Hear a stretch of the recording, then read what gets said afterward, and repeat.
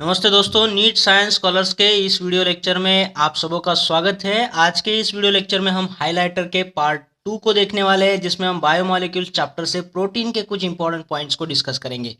तो चलिए आज के इस शानदार सेशन को स्टार्ट कर देते हैं। देखिए यहाँ पे बोलता है proteins on hydrolysis gives. Proteins का जब हाइड्रोलिसिस होगा तो हमें क्या मिलेगा प्रोडक्ट। तो हमें यहाँ पे अल्फा अमीनो एसिड्स ही मिलते हैं प्रोडक्ट के तौर पर। ठीक है, जैसे हमने पॉलीसैकेराइड को देखा है, उसका हाइड्रोलिसिस करेंगे तो क्या मिलता है, मोनोसैकेराइड्स। तो उसी की तहत यहाँ पे प्रोटीन्स का हाइड्रोलिसिस करेंगे तो अल्फा अमीनो एसिड मिलते हैं। ठीक है, अल्फा को याद रखना, सिर्फ और सिर्फ अल्फा अमीनो एसिड्स ही मिलते हैं, ना कि बीटा मिलेगा, गामा मिलेगा, डेल्टा मिलेगा। सिर्फ मिलेगा तो अल्फा अमीनो एसिड मिलेगा। फिर देखिए सबसे छोटा यूनिट क्या होता है इस प्रोटीन्स का मोनोमर होता है अल्फा अमीनो एसिड्स। फिर बहुत सारे अल्फा अमीनो एसिड एक जगह आकर के 2 से लेकर के 10 अमीनो एसिड एक जगह आकर के एक दूसरे के साथ में पेप्टाइड लिंकेज से बाइंड होकर के ये पेप्टाइड्स बनाते हैं। फिर 10 अमीनो एसिड से ज़्यादा अमीनो एसिड इकट्ठा होकर के ये पॉलीपेप्टाइड बनाते हैं, और तकरीबन 100 अमीनो एसिड से ज़्यादा अमीनो एसिड एक जगह आकर के प्रोटीन्स बनाया जाता है। ठीक है, इसको एक एक्सेप्शन भी है यहाँ पे। इंसुलिन जो होता है वो सिर्फ 51 अमीनो एसिड से बना हुआ स्ट्रक्चर होता है, और 51 अमीनो एसिड्स होते हैं इंसुलिन प्रोटीन में। ठीक है, चलिए नेक्स्ट देखते हैं यहाँ पे पॉइंट इंपॉर्टेंट। देखिए प्रोटीन्स जो होते हैं ना वो फाइब्रस भी हो सकता है या फिर ग्लोबुलर भी हो सकता है। ठीक है, ये टर्शियरी स्ट्रक्चर पे डिपेंड होता है। तो ये फाइब्रस जो होता है वो इनसॉल्युबल होता है वाटर में, और ग्लोबुलर जो प्रोटीन होता है वो सॉल्युबल होता है वाटर में। ठीक है, फाइब्रस जो है इंसॉल्युबल है, और इसके एग्जांपल के तौर पर हम केराटिन को ले सकते हैं, और मायोसिन। मायोसिन कहाँ होगा, मसल में। मायो यानी मसल होता है। देखिए यहाँ कंफ्यूज नहीं होना है। माइको जो होता है ना, माइकोलॉजी, माइकोलॉजी जो होता है स्टडी ऑफ फंगस। माइको यानी फंगस से रिलेटेड, और जब मायो की बात आएगी तो ये मसल से रिलेटेड होगा। और केराटिन कहाँ होता है, हमारे नाखून में होता है, बालों में होता है कि एक केराटिन नाम का प्रोटीन। फिर यहाँ ग्लोबुलर प्रोटीन में देखेंगे एग्जाम्पल के तौर पर इंसुलिन और अल्ब्यूमिन इसमें आते हैं। ठीक है, चलिए नेक्स्ट इंपॉर्टेंट पॉइंट को डिस्कस करेंगे यहाँ पे। देखिए डाइपेप्टाइड क्या होता है। डाइपेप्टाइड में अगर आपको बोला जाए कितने अमीनो एसिड्स होंगे तो इसमें 2 अमीनो एसिड। देखिए डाई यानी 2 और पेप्टाइड यानी अमीनो एसिड। अब 2 अमीनो एसिड एक जगह बाइंड होंगे तो इसमें जो भी बॉन्ड होगा वो कितना होगा, एक ही तो बॉन्ड होगा। दोनों दो लोगों को बॉन्ड करने के लिए एक बॉन्ड होता है ना। तो यहाँ पे एक पेप्टाइड बॉन्ड होता है। ठीक है, इन दोनों के बीच में जो बॉन्ड होता है उसे पेप्टाइड बॉन्ड बोला जाएगा, या फिर पेप्टाइड लिंकेज बोला जाएगा दोस्तों। ठीक है, इसे रिप्रेजेंट कैसे करना है, CONH करके, C डबल बॉन्ड ONH। ये एक दूसरे के साथ में बाइंड होने का काम आता है अमीनो एसिड के। फिर ट्राई पेप्टाइड को बोलेंगे तो इसमें कितने अमीनो एसिड होंगे। देखो ट्राई यानी 3, पेप्टाइड यानी अमीनो एसिड, 3 अमीनो एसिड होंगे, और इनको बाइंड करने के लिए 2 पेप्टाइड लिंकेज की जरूरत होगी। फिर टेट्रा पेप्टाइड की बात करेंगे तो 4 अमीनो एसिड और 3 पेप्टाइड लिंकेज की बात होगी। देखो दोस्तों यहाँ पे अगर आपको डाइपेप्टाइड बोले तो 2 पेप्टाइड लिंकेज नहीं बोलना है, एक ही लिंकेज होगा। ट्राईपेप्टाइड मतलब 2 लिंकेज, टेट्रापेप्टाइड मतलब 3 लिंकेज होते हैं। और ये जो नाम से अगर आप जाएंगे तो इसमें 3 अमीनो एसिड, टेट्रा में 4 अमीनो एसिड, डाई में 2 अमीनो एसिड, ऐसे याद रखिएगा। ठीक है, देखिए ओवर कॉन्फिडेंस में गलत नहीं करना है, ये बहुत सिली क्वेश्चन बनता है यहाँ पे। ठीक है, चलो इंसुलिन के बारे में थोड़ा डिस्कस करेंगे अगर क्वेश्चन बन जाए इस पे। देखो इंसुलिन एक ग्लोबुलर प्रोटीन है, वो इसलिए वाटर सोल्यूबल होता है। और जो भी वाटर सोल्यूबल इंसुलिन होता है वो शॉर्ट एक्टिंग होता है, थोड़े कम समय के लिए ही एक्शन दे पाता है। और इंसुलिन ये प्रोटीन है तो इसमें कितने अमीनो एसिड होंगे, जाहिर सी बात है यहाँ पे सवाल बनेगा। तो 51 अमीनो एसिड्स के कॉम्बिनेशन से इंसुलिन प्रोटीन बनता है दोस्तों, इसे भूलना नहीं है, यहाँ पे क्वेश्चन बनेगा। और इसमें 2 टाइप के चेन होते हैं, एक तो होगा A चेन और B चेन होता है इंसुलिन के स्ट्रक्चर में। अब ए चेन में कितने अमीनो एसिड का कॉम्बिनेशन होता है, तो 21 अमीनो एसिड होते हैं ए चेन में, और बी चेन में होते हैं 30 अमीनो एसिड। दोनों को मिला करके ए और बी चेन जो है इंसुलिन का पूरा स्ट्रक्चर बनाती है 51 अमीनो एसिड के कॉम्बिनेशन से। ठीक है, तो यहाँ पे सवाल ज़रूर बनेगा दोस्तों इंसुलिन पे। ठीक है, चलिए अपना अगला पॉइंट को डिस्कस करेंगे। देखो स्ट्रक्चर ऑफ अमीनो एसिड किस तरह से होता है। एक कार्बन होगा जो एक तरफ से एसिड ग्रुप को अटैच होता है, कार्बोक्सिलिक एसिड, और दूसरी तरफ से ये अमाइनो ग्रुप को अटैच होता है NH2।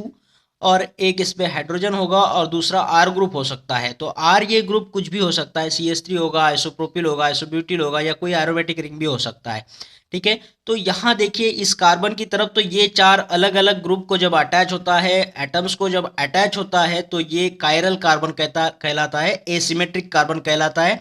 और जब ये एसिमेट्रिक कार्बन होता है तो ये कंपाउंड ऑप्टिकल एक्टिविटी दिखाता है, plane of plane polarized light को ये रोटेट कर सकता है दोस्तों, इसका सोल्यूशन। ठीक है, तो ये कायरल कार्बन है। तो amino acids optically active action बताते हैं, दे आर ऑप्टिकली एक्टिव होते हैं। लेकिन एक अमाइनो एसिड ऐसा है जो ऑप्टिकली इनएक्टिव होता है, उसे भी देखेंगे यहाँ पे भी सवाल बन सकता है। Amino acid which does not show optical activity, कौन सा अमाइनो एसिड है जो ऑप्टिकल एक्टिविटी नहीं बताता है, तो ये ग्लाइसिन होगा दोस्तों। ठीक है, ग्लाइसिन का स्ट्रक्चर देखेंगे तो एक तरफ कार्बोक्सिलिक एसिड है, दूसरी तरफ अमाइनो ग्रुप है, एक तरफ हाइड्रोजन है, लेकिन दूसरा वाला जो आर ग्रुप था उसकी जगह पर भी हाइड्रोजन ही है। तो 2 हाइड्रोजन सेम एटम हो गए ना, डिफरेंट एटम यहाँ हुए नहीं। कार्बन जो है वो अलग अलग 4 एटम्स या फिर ग्रुप्स को अटैच है नहीं, तो यहाँ पे 2 हाइड्रोजन सेम है, तो इसलिए ये कोई कायरल कार्बन नहीं बनता है। और जब ये कायरल कार्बन नहीं है, सिमेट्रिक कार्बन नहीं है, तो ये कोई ऑप्टिकल एक्टिविटी नहीं बताएगा, प्लेन पोलराइज्ड लाइट को ये रोटेट नहीं कर पाएगा दोस्तों। तो ग्लाइसिन को याद रखिएगा, इस पे जरूर सवाल बनता है। फिर बात करेंगे अमाइनो एसिड्स की। ये 2 टाइप के होंगे, या तो इसेंशियल अमाइनो एसिड होंगे बहुत ज़रूरी, और नॉन इसेंशियल जो ज़रूरी नहीं है, ऐसे अमाइनो एसिड। देखिए इसकी डेफिनेशन को समझते हैं। इसेंशियल मतलब क्या, वो ज़रूरी है। क्यों ज़रूरी है? क्योंकि हमारी बॉडी उसे सिंथेसाइज नहीं कर पाती है, तो वो हमें डाइट के ज़रिए लेना पड़ता है। ठीक है, जब भी हम खाना खाएं, नाश्ता करें, तो उसके अंदर ये अमाइनो एसिड्स होना बहुत ज़रूरी है। तो इसे बाहर से लिया जाता है डाइट के तौर पर, इसीलिए हमारे बॉडी के लिए इसेंशियल है, बॉडी खुद ये बना नहीं सकती है। नॉन इसेंशियल क्यों कहा गया है इस तरफ में, तो ये जो है ये हमारे बॉडी में सिंथेसाइज होते हैं अमाइनो एसिड, इनको बाहर से लेने की कोई ज़रूरत नहीं है, तो ये नॉन इसेंशियल होगा। अब सवाल क्या पूछता है कि आपको पता होना चाहिए कौन से अमाइनो एसिड इसेंशियल है, कौन से नॉन इसेंशियल है। तो हम यहाँ पे याद रखेंगे इसेंशियल अमाइनो एसिड्स को, तो अपने आप नॉन इसेंशियल भी याद रह जाएंगे। देखिए इसेंशियल अमाइनो एसिड को यहाँ पे शॉर्ट ट्रिक है, एवी हिल MPTT बोलना है, एवी हील MPTT।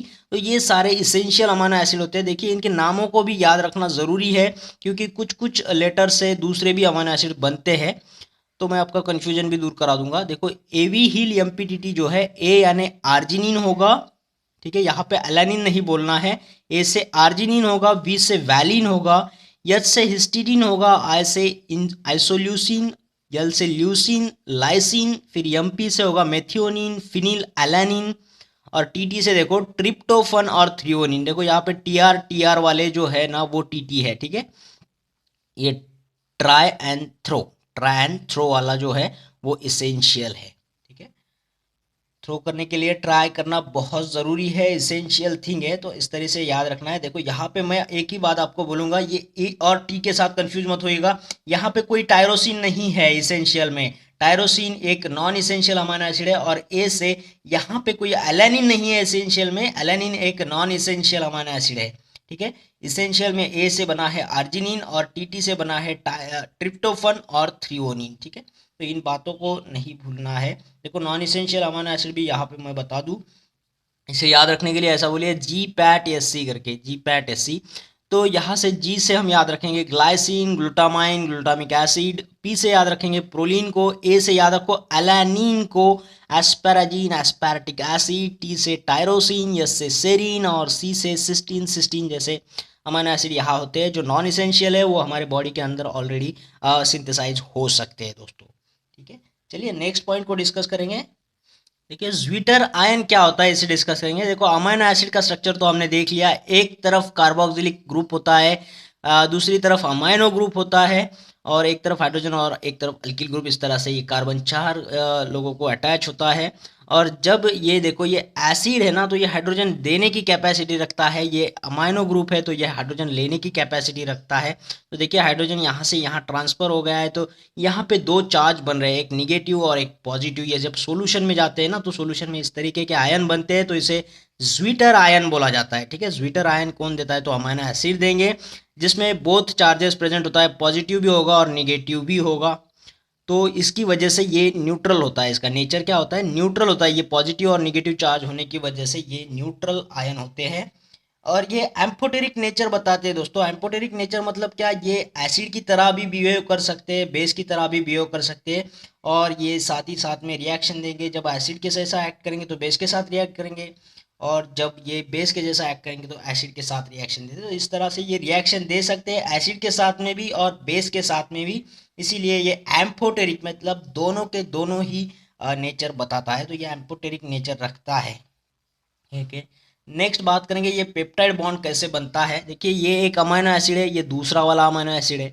तो यहाँ देखो कार्बोक्सिलिक ग्रुप में से OH और यहाँ अमाइनो ग्रुप में से हाइड्रोजन, OH और हाइड्रोजन जब मिला करके एक वाटर मॉलिक्यूल यहाँ से निकल जाए, ठीक है, डिहाइड्रेशन, एक वाटर मॉलिक्यूल यहाँ से निकल जाए तो यहाँ CONH का लिंकेज बन सकता है, और ये जो CONH लिंकेज है दो अमाइनो एसिड को लिंक करने के काम आता है। तो इसी को हम पेप्टाइड बॉन्ड कहेंगे, पेप्टाइड लिंकेज कहेंगे। देखो ये दो अमाइनो एसिड को यहाँ पे बॉन्ड किया है CONH से, ठीक है। अब most of the naturally occurring amino acids have, कौन सा कॉन्फ़िगरेशन होगा, ये जो नेचुरली ऑकरिंग अमाइनो एसिड्स होते हैं वो जो होते हैं मोस्टली यल कॉन्फ़िगरेशन होते हैं दोस्तों। यल कॉन्फ़िगरेशन मतलब क्या कि लेफ्ट हैंड साइड में इसका अमाइनो ग्रुप लिखा जाता है और राइट हैंड साइड में ये कार्बोक्सिलिक ग्रुप को लिखा जाता है दोस्तों। तो इसे ही यल फॉर्म बोलते हैं। लेकिन हमने शुगर के बारे में देखा कि most of the naturally occurring sugars जो थे वो डी कॉन्फ़िगरेशन वाले थे दोस्तों, डी ग्लूकोज डी फ्रुक्टोज वाला, ठीक है। तो वो डी कॉन्फ़िगरेशन होता है, उसका OH ग्रुप हमने देखा था कैसे लिखना है। तो यहाँ पे यल कॉन्फ़िगरेशन होते हैं अमाइनो एसिड्स के लिए, बस याद रखिएगा। शुगर होगा तो डी कॉन्फ़िगरेशन, अमाइनो एसिड होगा तो यल कॉन्फ़िगरेशन, ठीक है। अब बात करेंगे स्ट्रक्चर ऑफ प्रोटीन्स की। देखिए अलग अलग यहाँ पे स्ट्रक्चर से एक बड़ा कॉम्प्लिकेटेड स्ट्रक्चर बनते जाता है प्रोटीन्स का। देखो प्राइमरी लेवल पे तो इसमें एक स्पेसिफिक सीक्वेंस होता है, पहले कौन सा अमाइनो एसिड होगा, उसके बाद में कौन सा, उसके बाद में कौन सा, उसके बाद। तो ये एक स्पेसिफिक सीक्वेंस के साथ में पेप्टाइड लिंकेज के साथ में बहुत सारे अमाइनो एसिड एक दूसरे के साथ में अटैच होते हैं, ठीक है। फिर सेकेंडरी प्रोटीन्स थोड़ा कॉम्प्लिकेटेड बनता है। इसमें दो टाइप के स्ट्रक्चर आते हैं, या तो अल्फा हेलिक्स आएगा या तो बीटा प्लीटेड शीट आएगा। अल्फा हेलिक्स मतलब क्या, ये राइट हैंडेड स्क्रू की तरह दिखता है, ऐसा इसका स्ट्रक्चर घूमता हुआ जाता है। और बात करेंगे बीटा प्लीटेड शीट की, तो ये हमारे घरों में लगे हुए पर्दों की तरह दिखता है, इस तरीके से थोड़ा सा कॉम्प्लिकेटेड होता है ये बीटा प्लीटेड शीट। फिर बात करेंगे टर्शरी प्रोटीन्स की, तो इसमें और भी थोड़ा सा ये कॉम्प्लिकेटेड हो करके ये थोड़ा फाइब्रस या फिर ग्लोबुलर टाइप का हो जाता है। तो यहाँ इस तरह से ये दिखेगा। फिर बात करेंगे क्वाटरनरी की, जो बहुत ही कॉम्प्लिकेटेड होगा है। इस तरीके से दो दो जो यहाँ प्रोटीन्स के स्ट्रक्चर होते हैं उन्हें सब यूनिट कहा जाता है, और उनकी एक स्पेसिफिक स्पेशल अरेंजमेंट होती है जिसे हम क्वाटरनरी बड़ा ही कॉम्प्लेक्स स्ट्रक्चर मानते हैं यहाँ पे प्रोटीन्स का, ठीक है। चलिए नेक्स्ट पॉइंट को देखेंगे। देखिए हमें याद सिर्फ रखना है, सेकेंडरी जब बोलेगा तो अल्फा हेलिक्स और बीटा प्लेटेड जो है सेकेंडरी स्ट्रक्चर में दिखते हैं, और फाइब्रस ग्लोबुलर नेचर जो है वो टर्सरी स्ट्रक्चर में दिखता है, ठीक है।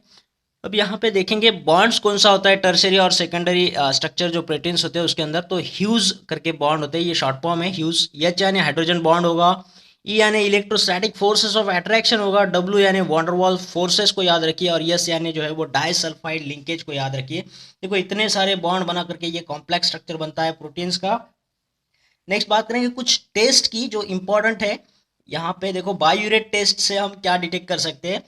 बायोरेट टेस्ट होता है पेप्टाइड लिंकेज CONH लिंकेज को डिटेक्ट करने के लिए। फिर ये हिस्टीडीन जैसे अमाइनो एसिड्स को भी डिटेक्ट करने के काम आता है बायोरेट टेस्ट। ये एक ही ऐसा अमाइनो एसिड है जो बायोरेट टेस्ट से डिटेक्ट किया जा सकता है, ठीक है। और हिस्टीडीन को डिटेक्ट करने के लिए पाउलिस टेस्ट भी होता है, ये दूसरा एक टेस्ट है।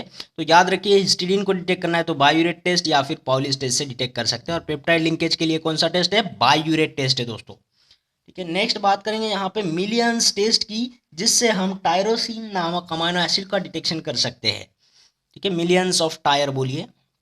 फिर नीनहाइड्रीन टेस्ट है, ये अल्फा अमाइनो एसिड्स के डिटेक्शन के काम आता है, नीनहाइड्रीन टेस्ट, ठीक है। ये इंपॉर्टेंट टेस्ट है, इन्हें याद रखना है।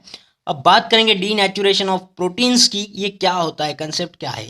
देखो जो भी कितना भी कॉम्प्लिकेटेड प्रोटीन्स हो उसे कॉम्प्लिकेशन से सिंपल बनाना, यानी अनकॉइल अनफोल्ड कर देना प्रोटीन्स की, जिससे प्रोटीन्स की जो बायोलॉजिकल एक्टिविटी है वो लॉस्ट हो जाती है, ख़त्म हो जाती है।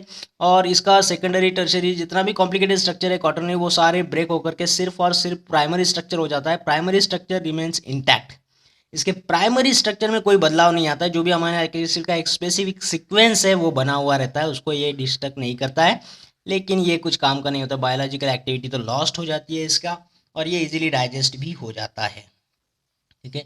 इसके एग्जाम्पल को देखेंगे हम, कोएगुलेशन ऑफ एग वाइट, ठीक है, जो बॉईल होता है हमारा अंडा, तो इसका कोएगुलेशन करने के बाद हम इसे इजीली खा सकते हैं, लेकिन वैसे खाया जाए तो नहीं। तो ये हम समझते थे कि यहाँ पे डीनेचुरेशन से हम उस प्रोटीन्स को इजीली डाइजेस्टेबल फॉर्म में ला सकते हैं। जैसे कर्डलिंग ऑफ मिल्क, एक बार मिल्क से कर्ड बन जाए तो वो भी डीनेचुरेशन हो जाएगा प्रोटीन्स का, ठीक है। और ये इरिवर्सिबल है दोस्तों, एक बार हमने एग को कोएगुलेट कर दिया तो बाद में उसका अंडा तो नहीं बना सकते। एक बार दूध से दही बन गया तो उससे हम बाद में और दोबारा दूध नहीं बना सकते। तो डीनेचुरेशन इज इरिवर्सिबल प्रोसेस, ये दोबारा वापस अपने पहले फॉर्म में नहीं आ सकती है। देखिए सारे एंजाइम्स जो होते हैं ना वो प्रोटीन्स होते हैं, है ना, ऑल एंजाइम्स आर प्रोटीन्स। लेकिन इसका उल्टा अगर करेंगे कि सारे प्रोटीन्स एंजाइम्स तो नहीं हो सकते, ठीक है। तो ये भी सेंटेंस आपको कहीं आ सकता है, तो याद रखिए, all enzymes are proteins but all proteins are not enzymes, ठीक है। जरूरी नहीं है कि सारे प्रोटीन्स एंजाइम्स हो, लेकिन सारे के सारे एंजाइम्स प्रोटीन्स जरूर होते हैं दोस्तों। बात करेंगे ये अलग अलग अमीनो एसिड की, जैसे देखो अल्फा अमीनो एसिड तो होता ही है, बीटा भी होता है, गामा भी होता है, डेल्टा अमीनो एसिड्स भी होता है। लेकिन ये कैसे डिटेक्ट किया जाता है, देखो जो भी हमारा कार्बोक्सिलिक ग्रुप होता है अमीनो एसिड में, उसको जो कार्बन अटैच होते हैं ना, पहला वाला जब अटैच होता है डायरेक्टली तो उसे अल्फा कार्बन बोला जाता है। उसके बाद में जो अटैच होता है उसे बीटा कार्बन, उसके बाद गामा, उसके बाद डेल्टा। तो जो हमारा अमाइनो ग्रुप है वो किस कार्बन को अटैच होगा उस पर निर्भर करता है कि ये कौन से टाइप का अमाइनो एसिड बनेगा। अगर यहाँ अमाइनो ग्रुप अटैच होता है तो हम उसे अल्फा अमाइनो एसिड बोलेंगे, यहाँ अमाइनो ग्रुप अटैच होगा तो हम उसे बीटा अमाइनो एसिड बोलेंगे, यहाँ होगा तो गामा अमाइनो एसिड, यहाँ होगा तो डेल्टा अमाइनो एसिड, ठीक है दोस्तों। तो इस वीडियो में इतना ही, आशा करता हूँ आपको ये सारे पॉइंट्स अच्छे लगे होंगे, ये वीडियो अच्छा लगा होगा। और अगर ऐसा हुआ है तो इस वीडियो को शेयर करना है, कमेंट करना है। और हाँ दोस्तों, अगर चैनल को सब्सक्राइब नहीं किया है तो चैनल को सब्सक्राइब कर देना है, उसके बाद आने वाले बेल आइकन को भी क्लिक करना है। उससे होगा क्या कि आने वाले हर एक वीडियो का नोटिफिकेशन आपको मिलता रहेगा और आपको लाभ होता रहेगा दोस्तों। तो फिर मिलते हैं एक और बेहतरीन वीडियो में, तब तक के लिए थैंक यू।